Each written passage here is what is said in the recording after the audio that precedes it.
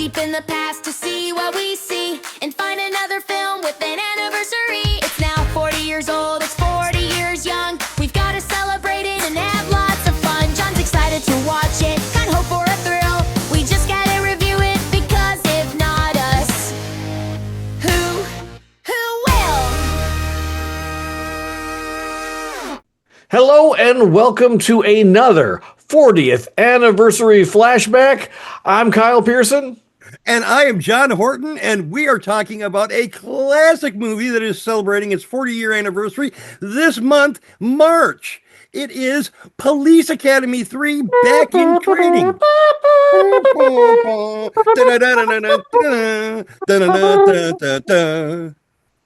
I love Police Academy. Those are such fucking fun movies.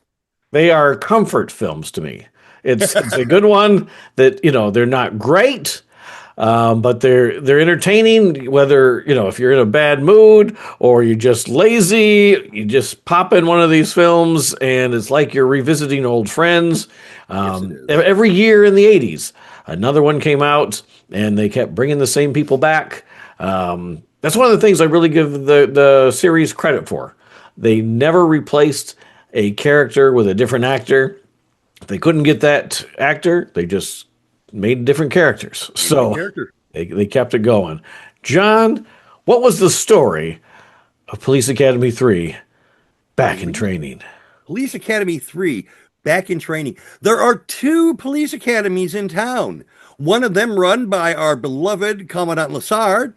The other one ran by the nefarious and grumpy, crotchety motherfucker, Commandant Mauser.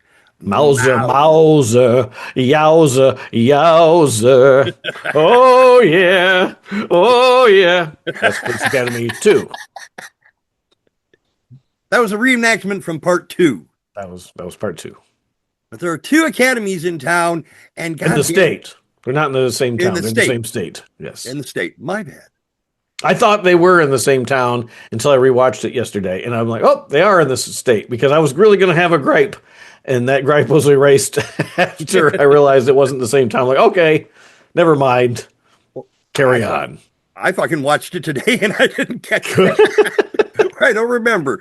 But anyway, we need to cut back on our police academies. We can only have one. Therefore, there is a committee assigned to grading each one of the academies to find out which one is the better institute for putting out our police force.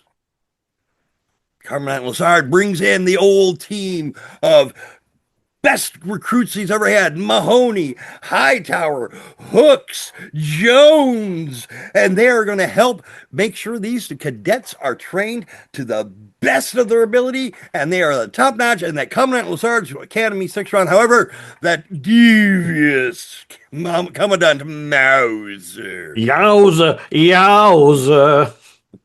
He has other plans. What'd you think, Kyle? This one fits right in the middle of my Police Academy lineup. Right between 4. Yes. 4 and 5. I go 1, 2, 4, 3, 5.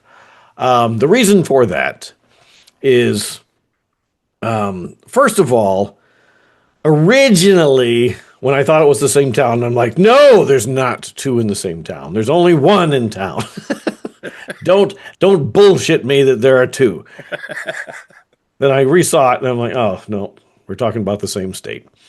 I do like the fact that this is a Police Academy film and we're back at the Police Academy. Oddly enough, most of the Police Academy films do not take place at the Police Academy. So it's nice that we are back at the Police Academy. It seems a little strange that only one of the things that they did in the first film actually is back in the second film, and that's the driving course. Everything else that you see is a complete new thing. However, there's 14 weeks of training, so there's going to be a lot of stuff from the first film we never actually got to see them do, so now we got to see them in the second one. The third one. Another issue that I have that keeps it in the average instead of the higher spot is if someone is going to be in charge of an academy, it seems like it would be Commandant Harris, not Commandant Mauser. We learn right in Police Academy 2, Hearst has no idea who Mauser is at the beginning of Police Academy 2. He knows Harris, and Harris was the number 2 person at the Police Academy to begin with. So it seems like if anybody was going to be in this movie, it would be Harris. Don't know if they couldn't get the actor. Don't know what the situation was, but we don't have Harris. So instead, we bring Mauser back. So the thought process and the believability that this transition has happened seems genuinely unlikely.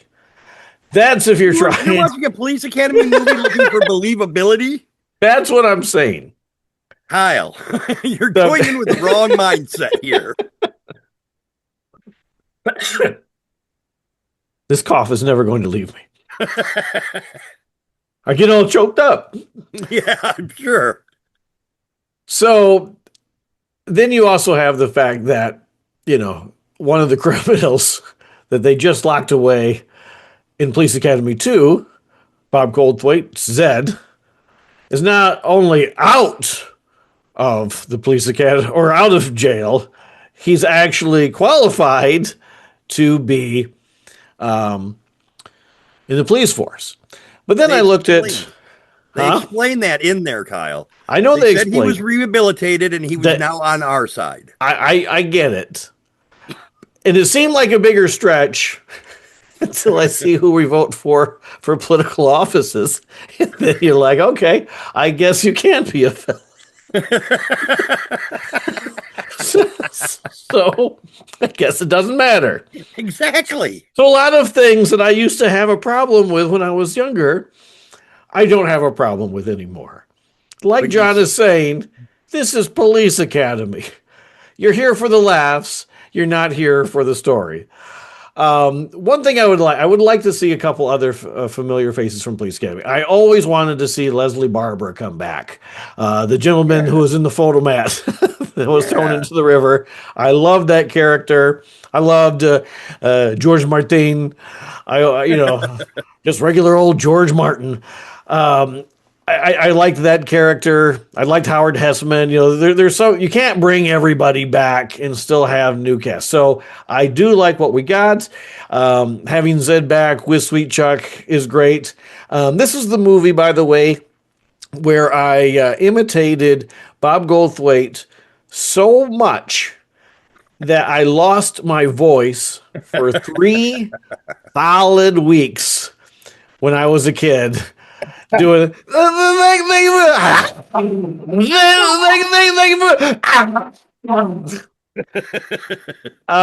yeah.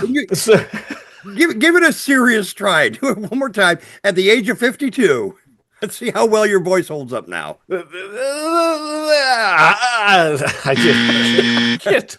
No, Zed, not Arnold Schwarzenegger. Zed. That's as good as you're getting. I can do the thing from 4 better. Gene made a machine. Jojo, I can't do it like him though. I remember Jojo made art blew apart. I blew the whole damn thing apart. It's a work in progress. It's a work in progress, but I used to be able to do it very well.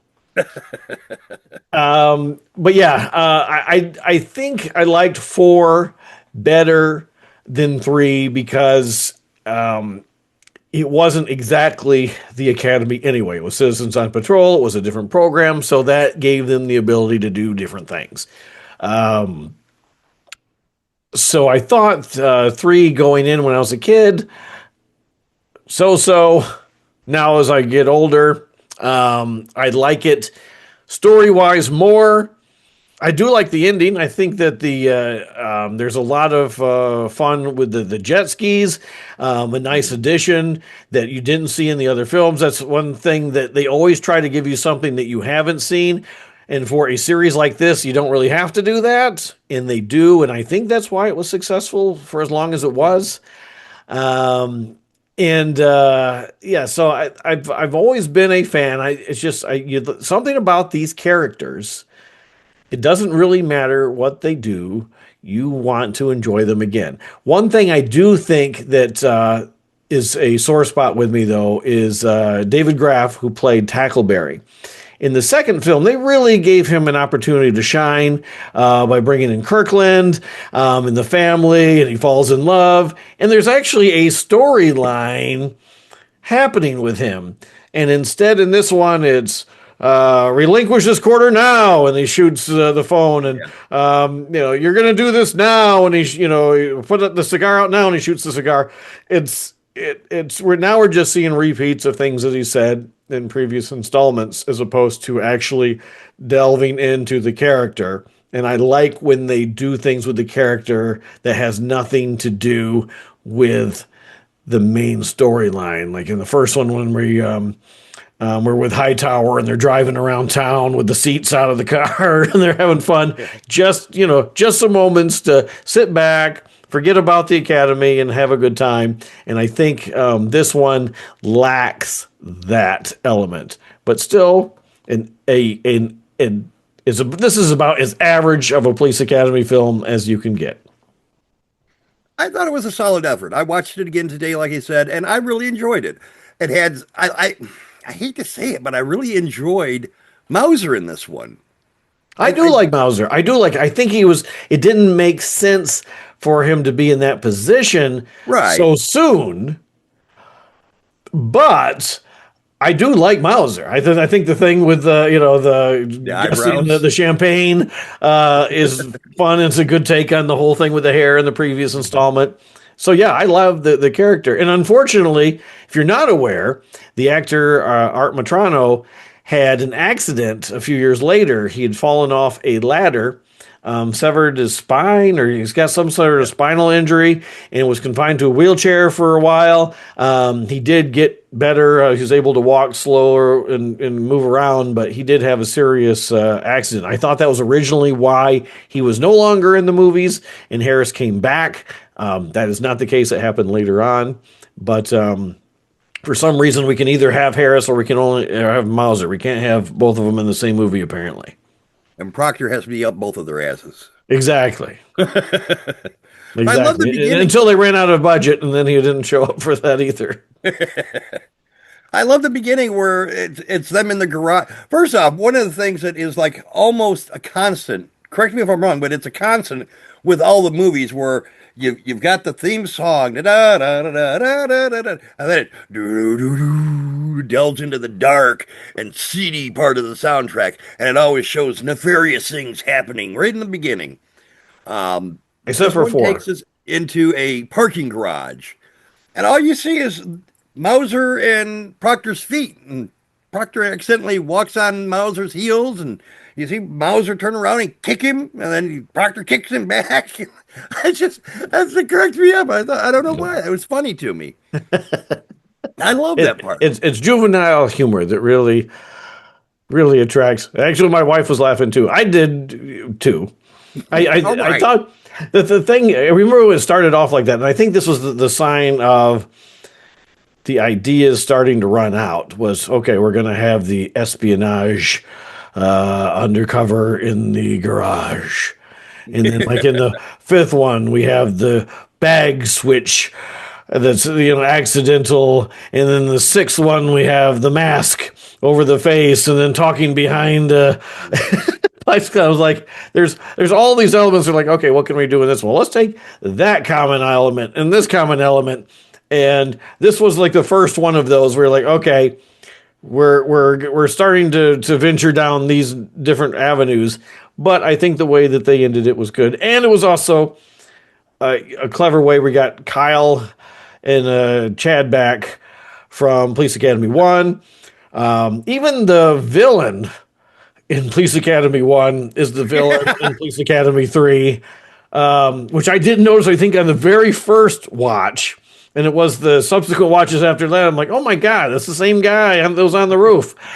So that again, they keep bringing back people, and it's amazing how many areas they sprinkle in old familiar faces. Yeah. And again, it's a comfort film. I like these guys, and every year I get to see them again until I don't get to see them for 30 years. Yeah. I would like to see them, in all honesty, I would like to see them do another police academy. Same people that made all of the other ones. Paul Maslaski or Maslansky. Maslansky. Him. Have him come back, and do like a reunion movie. You've got all these movies that we keep coming back. You know, we got Beverly Hills Cop and shit, I can't think of some of the other ones. But all these movies that were big back then, and now they're making a comeback, and they force feed all these characters at you. Happy Gilmore. Mm-hmm. I would like to see an intentional. This is the whole purpose behind the movie, is to bring these characters back together again. A Police Academy reunion movie where they all come back to, I don't know, like maybe do a memorial service for those that have been lost, like Lazard and David Graft and then the Smiths, and there's been a lot. Unfortunately, there's been a lot of people that have passed. Yeah, there has. House is gone. Yep. I think he passed. Yeah, he passed. Art Matrano passed, didn't he? Yes. Yeah. Marion Ramsey. Yes. Yeah, I'm pretty sure she passed away. I'm not 100% sure on that one, but yeah, I mean, yeah, it seems like that there's been a lot that have gone, but there has been talk about it. Every few years it resurfaces, and I know somebody was interviewing Steve Gutenberg, and he says, I hear there's going to be Police Academy 8, and he says, yeah, they keep threatening, and it didn't happen. And then at one point, rumor was that Key and Peele owned the rights, and then it was about the time Jordan Peele hit big with Get Out, and he went from comedy to horror. And that was the end of that. So I don't know if they still owned it, if they actually ever owned it, but it would be interesting to see what they did with it. But I agree. I don't want a remake. It would be a nice continuation where you somehow, some way you bring some of the people back. Because they had a series for a season, and that brought a lot of the main people back. Yeah. I haven't seen the TV show. I saw one episode of it because it was on like a weird time on a Saturday or Sunday, and you know I didn't have a DVR back then, and you know it wasn't available to easily watch because I would have watched it. And it Michael Winslow was in the most number of episodes, but I think Lazard came back for an episode. I think a couple people came back. I think Callahan did. Yeah, Callahan came back, but I think a couple of characters or actors came back, but played different characters in it, which was odd. You'd think they'd be playing the same people, but they didn't, and maybe there was a reason for it. But at least they, you know, you're like, oh, it's the same, you know, actor coming back. So I think in several episodes they kept bringing them back, and I'm like, all right, well, if we can keep this going, and they'll agree to come to a series, it would be good, you know. Let's have another film, and I would like to see Mahoney back. I just absolutely, it's you know, it's they tried to replace Mahoney with Nick, and they did, you know, it was a fair job for 5, 6, and 7, but you know, he's not Mahoney. He's not, you know, Mahoney is Mahoney. he's the centerpiece for the whole movie. So that's who we'd like to see, but. Until next year, when we do our 40th anniversary of Police Academy 4, Citizens on Patrol. We do have... Citizens on Patrol! By the way, I am a certified citizen on patrol. Are you really? Me and my wife, both. Really? Here. Yeah, we're members of the San Antonio Police Department, Citizens on Patrol. Wow. So it didn't take much. You ever you were like pistol whipped anybody or? No, we did the training, and it was just more like you listened to some things I don't even remember if we did a test. I think you just listened to some of the stuff. And then you can go on a ride along, and we didn't, because at that particular time, cops were getting shot. and we're like, yikes, I don't want anything to do with that. So we didn't. and we still can. So I guess we can go back anytime and actually do it, and things are much better now. But it was just like it was a weird month. It just happened to be the month that we did it. So, and there's also a Citizens Police Academy that is several weeks long that we're considering doing. So, well, you should, so that you can compare for next year's Citizens on Patrol episode. I would love to do it, and then I'm going to write a fan film. And that's what we're going to make. We're going to make a Police Academy fan film. You and me, Kyle Pierson. Kyle. No, actually, I want to be Mahoney. I don't want to be Mahoney. I want to be a Mahoney type. You could be Mabaloney. I ain't blowing anything. So that's our 40th anniversary wrap up. Watch for our fan film. Well, watch for our fan film. I'm excited about this. I think it could be fun. I used to have the hat and the shirt that had the Police Academy logo on it. I should have. I outgrew them both. I should have kept them. We'll get filming this as soon as I get my crowdfunded documentary. There we go. As soon as right after the 4th Return of the Living Dead sequel is finished. we'll see if he wants, like any of these guys want to do a comedy. Why are all these fan films horror films? I want to address that right there too, because I thought about that. I have been looking for people that we can have on the show to interview. We've had some great guests. We've had great times talking to these people. But they're all horror. They're all horror related. I want to find someone that is not horror related. So you know what? I'm going to go on Indiegogo, and I'm going to type in comedy, and then look in the film category. I could not find hardly anything in that fucking category. The thing is, the only thing I can write is comedy. If I could write, I should just write a freaking comedy. Just because then I could interview you. Yeah. Wouldn't that be delightful? You've already interviewed me when we did the hot sauce challenge. Well, we could do another one. We could. Just no hot sauce. I want to get the bomb.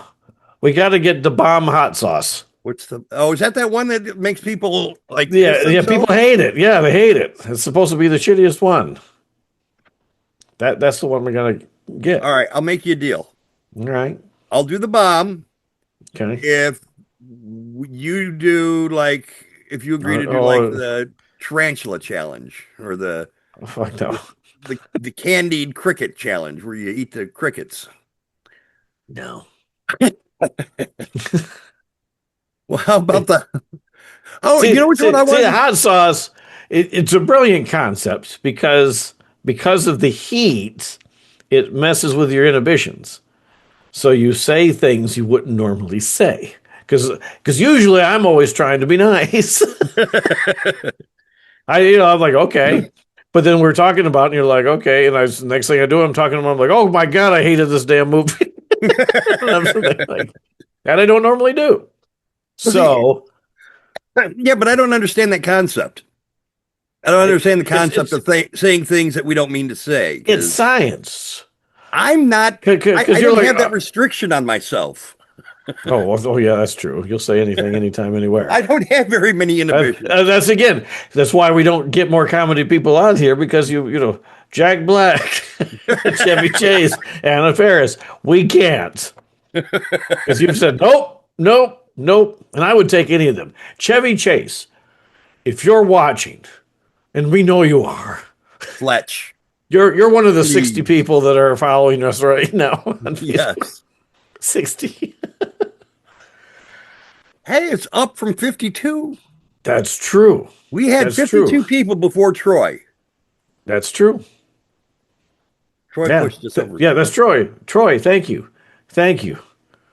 You're getting us there. Here's the thing, though. We actually get a lot more separate from, because view-wise, we got a lot. I think we had like 500 on the last one. So I think we had 2 on the one Facebook page, 2 on the other Facebook page, and then the audio version, podcast. All right, Jonesy. Did you know I did this thing once with my grandfather. We're sitting there eating, and I went,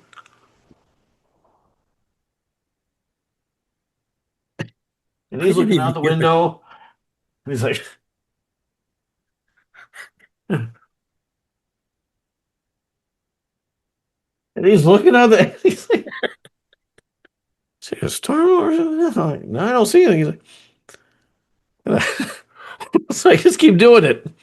And he's getting baffled because he's like, none of the trees are moving, nothing's happening. He's like, there's this big storm, and it's just me blowing. And I'm like, it seems like he could see I'm doing this, but he didn't. So that was my Jones move.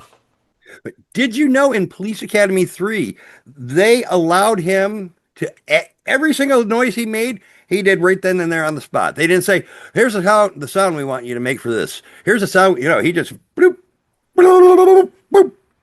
See, that's a part I think, and I may be mistaken. I think in Police Academy 7, it's not all his sound effects. I might be wrong, but I'm listening to some of them, and I'm like, I think they dubbed in different sound effects. And I'm not sure if they did, but if they did, I bet he'd be pissed off because he doesn't need it. Or he was so damn good, it sounded like an actual sound effect when it was really him. So it could go either way because he's very talented. I did notice a few mistakes. I never noticed in Police Academy 3 until I'm watching it because I got a new Blu-ray set and I hadn't watched the Blu-ray. And right off the bat, they're at the big, it's the graduating class of the previous year. That's how the film starts. And the governor's there, and it's they use footage of them getting ready to shoot a scene because he's like this. And then it goes to something else, and then it comes back, and then they're applauding. So it was them getting ready to do the big applaud scene, and I guess they like, oh, we need an extra shot. So he's literally just standing there waiting to applaud, and I never noticed that ever. And then I noticed that when Fackler is on the roof of the car, right? And they're driving there. They're recreating the scene from the first one where the wife's on the roof of the car. This time it's the husband. And he's on the roof of the car. Once they get to the academy, he has sunglasses on, which he didn't have the entire rest of the time. And I assume it's so you can tell that it's not him that gets thrown off the car. But the fact that he's got sunglasses on all of a sudden, you realize, well, that's probably not him. So it actually brings attention to it. And again, I never noticed that. And then one other thing I noticed, well, this I always noticed, I thought was weird. It's not a mistake. It just seems weird. It's the first annual inter-academy boxing match. Right. But it's the last inter-academy boxing match because there's only going to be one academy at the end of this. Yeah. So it's weird that it would be first annual. Why would you call it first? They've either done it year after year or this is it. It's the one that they're going to do just... Yeah, it's the one time they're going to do it, but it's going to be the only time that they do it. So anyway... Good. That's enough about police. Do you have anything else about Police Academy 3? I actually do have one little. Oh my God! Police Academy, just real. This is in real life. I was wearing my Zed shirt. Went to a concert, Transylvania Hellhounds, playing at a local bar. The drummer happened to look out and seen my fucking shirt and said, "I love your Zed shirt." And my answer to him was, "Thanks." Instead of saying, "Thank you very much." I was going to say, yep, you screwed it up. I kicked myself out. Immediately afterwards, I went, dummy. Thank you very much. Do it. All right. Here's some other things that you should be watching that are a little bit more current. First of all, let me get. Oh shit! I'm looking at the wrong list entirely. No wonder I couldn't tell what that. I kept glancing down here like it's on this piece of paper. Monarch Season 2 is back on Apple. If you are a fan of the Godzilla King Kong movies, then this is the series for you. I am not a particular fan of Godzilla. I like Kong. I could give her, I don't really care for Godzilla, but I do like Kurt Russell. So Kurt Russell really makes it work for me. And his son is in it, and his son plays a younger version of him. So that's pretty cool. So if you haven't seen it, season 2 is out now on Apple. A show I wasn't sure if I was going to like or not, and it turns out to be absolutely hysterical, is The Rise and Fall of Reggie Jenkins. Oh, I want to see that. It is so funny. It's very 30 Rock style, and it's just joke. And Bobby Moynihan's in it, who you never would have thought I'd say this. He's having a banner month because he stars in Hoppers, which is been number 1 in the box office for the last 2 weeks.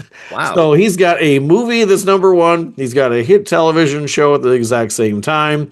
Hoppers is another one of those films that let's get into the environment, and here's all the things you should do about the environment.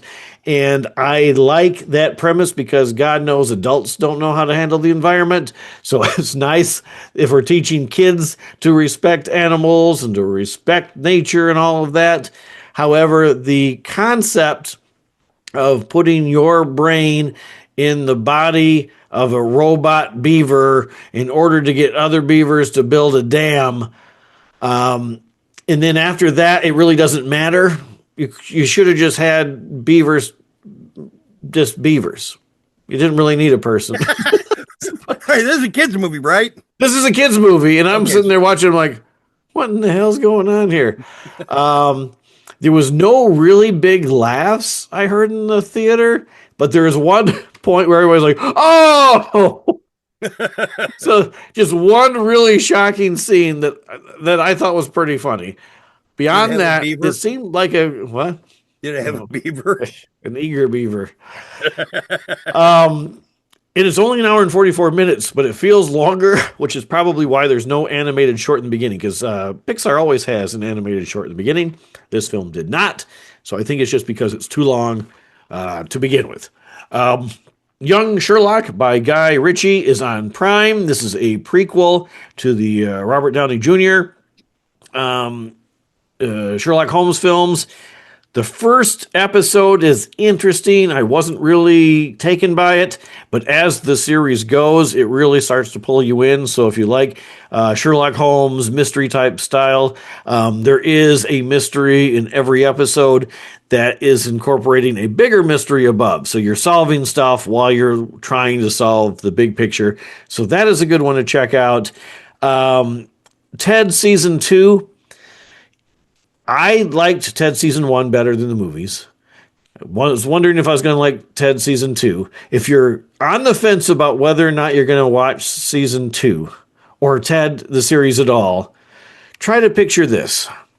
Ted, the teddy bear, wearing a purple strap-on dildo.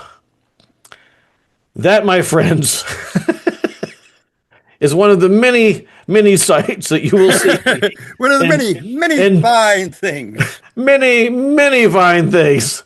Done very, very well. My Eric Lassard, thank you very much. There's one episode all about Dungeons and Dragons. You'd like that. This series is funny. And the fact that he's a teddy bear is almost has nothing to do with the movie or the show anymore. That's just such a small part of this series. It's just a crazy series, but the parents are hysterical, and the mom is drop dead funny. She is like Edith, but dirty. It is so funny. Also, finally did see the HBO Max Chevy Chase. I'm Chevy Chase and you're not. I liked it. What I like about it is they're not. He's alive, so you think they were trying to be nice, and it's usually when you die, then they put out the one that tells people the negative aspects of your life. This one comes right out and says, A lot of people think Chevy Chase is an asshole, and here's why. And he Wow. even says a few things that you're like, wow, dude, that's not cool. But you also in your mind, that's the thing. He's always on when things are happening. You know, if there's especially with a camera on. So he's going to say something, and he's going to say something. He's going to, there's a tension. There's going to say, and he's going to say whatever comes to his mind, hoping it's funny, and it doesn't always come across as funny. And he is aware of that now. I don't. Now? Yeah, he doesn't. You really get the impression that he doesn't really want to hurt anybody's feelings, but he's hurt a lot of people's feelings. And he is upset about it. Plus, he also had his own health issues like you did. And he has memory issues. So he doesn't even remember some things that he did, or he doesn't, or he chooses not to, one or the other. But so it's a very interesting documentary, because I'd also seen the Eddie Murphy one. And the problem I have with the Eddie Murphy one is I'm Eddie Murphy, and here are all the wonderful things about me. And that's, I did this, and I did this, and I did this. And like, that's nice. Ego. What went wrong? And you don't really get any of that. It's just a promotional thing for Eddie Murphy. Right. Whereas this one feels like we're really getting into some stuff that, he wouldn't necessarily want you to see. And then there's one point where he even says, well, I hope you don't show that. They showed it. So it's a well put together thing, and you also see he's got a huge fandom, and how much he does these screenings of Christmas Vacation, and you'd wonder if when he goes to him, he's like, oh my God, I gotta sit through and watch Christmas Vacation again. But he's sitting there and he's trying to get dressed real right, and he's hoping he looks right, and this is really what he gets excited for every year now, because he goes out there and you got all these thousands of adoring fans wanting to see a movie that you made all these years ago, and you can tell he's genuinely touched by it. And they go through all the mail. He's sitting there and he's signing autographs, and he's sending out autographs to people at home, and I mean he seems like a genuine guy who tends to let his mouth get him in trouble. Have you reached out to him to get him on a show? I haven't said anything bad about him, have I? Yeah. Did I? It's one of the movie. All you said, you didn't really say anything bad about Chevy Chase. You said it's on Spies Like Us, when he's doing the test scene, it was too much. His, heart attack. Can I borrow your pen? Yeah. I remember that now. Yeah, and I love that scene. Well, I didn't mean to hurt his feelings. I'm sure he hasn't seen this. I would bank, quite a few dollars. Hurt my feelings. So, but Chevy, if you're watching, please, for the love of God, I adore you. I will speak nothing but highly of you. You come on this show, tell us. Yes. Oh my God, that would be. If you come on this show, he'll suck your dick. I might. If I can get Chevy, honey, I'm gonna be a couple minutes, and I will edit that bitch together. Just give me multiple angles. Have some water ready and a towel and a washcloth. For John Horton, I'm Kyle Pierson. This has been Attack of the Spotlight. Make sure you check us out on Linktree at Attack of the Spotlight, and on all of your favorite social channels, also at Attack of the Spotlight. Thanks for joining us. And coming up in the weeks ahead, we have probably is not even going to be in this order. That's Chevy Chase. Yes. Yeah, see? You like Chevy Chase. That's it. For John Horton, I'm Kyle Pierson, and you're not. Thank there God. you go. That's good.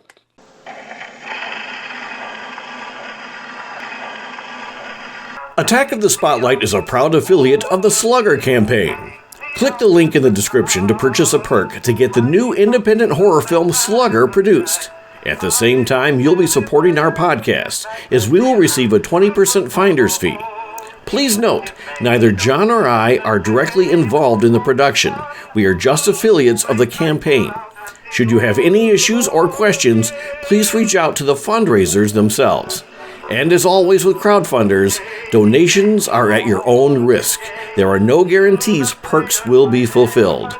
Thank you, and slug away!